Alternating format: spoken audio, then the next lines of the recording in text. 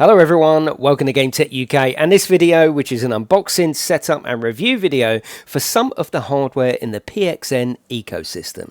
The hardware we're going to be taking a look at is the handbrake, which is the HBS, the button box, the CB1, the shifter, the A7, the wheel, which is the V10 Ultra, and also the wheel stand, all from PXN. I'm going to go through the entire unboxing process, show you it working, then I'm going to go through prices and of course give you my opinions. For full transparency, PXN sent me all of this free of charge to showcase in this video and use on the channel. So with all that being said, let's get on with today's video. Let's start with the wheel stand. The wheel stand comes in this brown plain packaging. There's no internal box. And as you slide it out, you can see 99% of it is already pre-assembled. All we need to do is unfold it and bolt on the side bracket. That's for the shifter and the handbrake. Next up is the Sim Racing bundle. That's the V10 Ultra and it's got a rim of 27 inches. That's in a D-shaped pattern and we've got 3.2 Newton meters of power, an adjustable steering range from 90 degrees to 1800 degrees. In the accessory box, we've got everything we need, such as all the USB cables, the desk clamp. There's also the brake mod to go on the brake pedal. The pedal set seems like a strong point of the package. It's a complete metal construction, so it's very strong. It feels very stable. There's a huge gap between the accelerator and the brake out of the box, so I'm going to move that brake up towards the accelerator a little bit. But overall, the whole pedal set looks really strong and well put together. The brake mod seems really effective and very simple to install. You just put them in the recesses in the metal, press them down, and your brake mod is installed.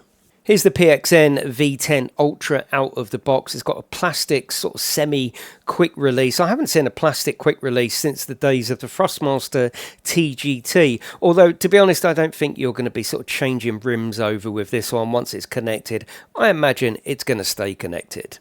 Plenty of connections on the back for different peripherals, and it seems like it comes in this sort of cradle, and this is the cradle that I'm going to use to bolt it to the wheel stand. And also, if you're going to dismount it, you will still use this cradle.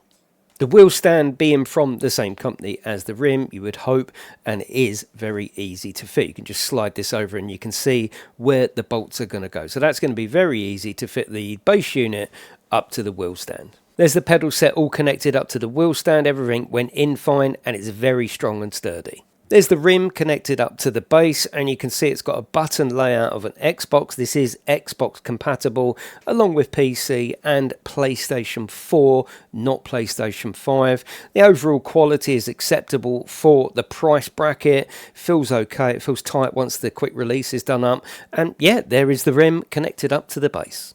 Let's get the shifter out of the box, and you can see here it's very similar in design to the Logitech G29 shifter that comes with that wheel, which isn't necessarily a bad thing, especially at this sort of price point.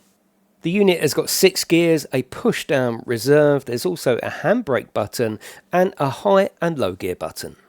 Then we have the handbrake. Looks like it's a all metal construction. We've got a traditional rally handle that screws on. We've also got some different springs there to change the tension and feel of the handbrake.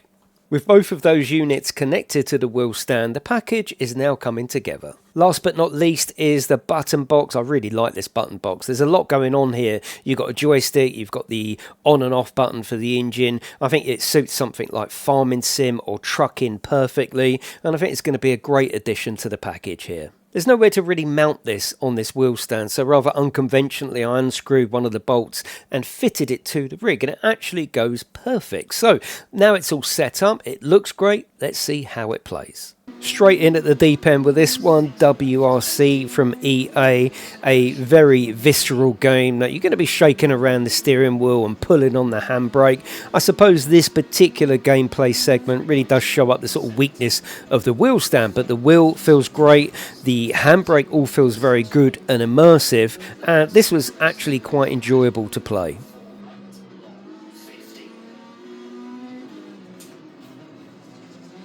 Now for a more sedate experience using the hardware with Euro Truck, you can see I've set up the button box for the start button to start the truck. I've also set up the joystick left and right for the indicator left and right. I've also configured the handbrake to be a handbrake, as well as using all those gears on the manual shifter, and it's quite an immersive experience to use all of this hardware for one game, Euro Truck. It's very immersive, it feels very comfortable, everything is to hand, and it actually enhances a trucking experience like this.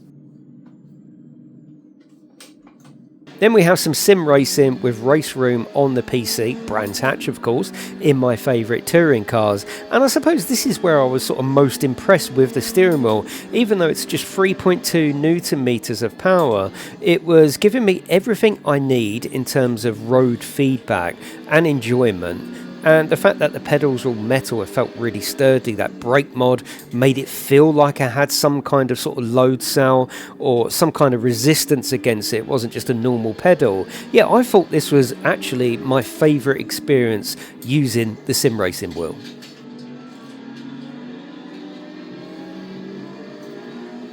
Let's go through some prices, starting with the wheel stand. The wheel stand on Amazon at the moment is $79.99. Not a bad price actually for a wheel stand, especially a branded one.